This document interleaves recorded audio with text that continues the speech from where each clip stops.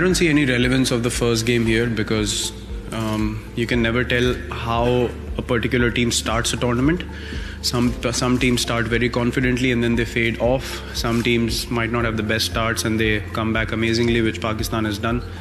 So everyone is aware of the kind of talent they have in their team, and on their day they can beat any side in the world.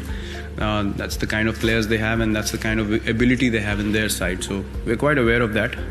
But at the same time, neither are we too intimidated nor are we too arrogant about what we are doing. It's important to maintain the balance of being confident in your own skill and what you're doing as a team. I'm sure it's going to be a very good, very well contested match. Both teams obviously want to win the final.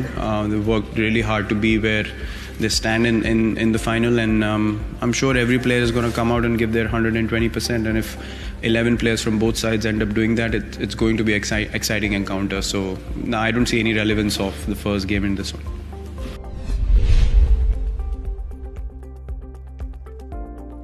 Not looking to change too many things, because I've said this before. I would any day back a guy like Hardik, who provides you so much balance in conditions that he can be effective as a bowler, and his batting is priceless. I mean, if you're chasing a total and you need 8 and over and you've lost wickets, here's a guy who can still win you the game.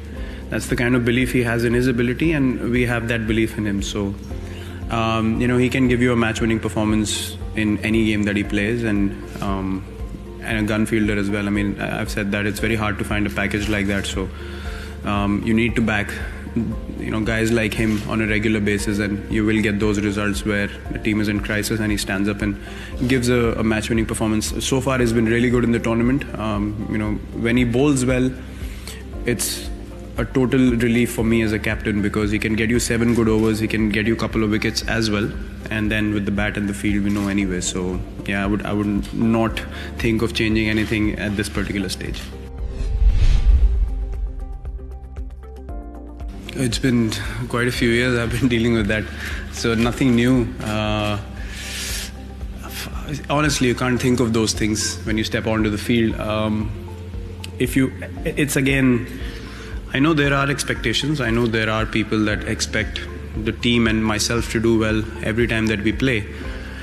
But I understand as a player and as a person that it's not possible. So it's very important to realize the things that might or might not happen in the game, and you have to be close to reality. You can't live in a dilemma and then think on those lines where you end up thinking what people are expecting back home. You can't focus on what you have to do on the field.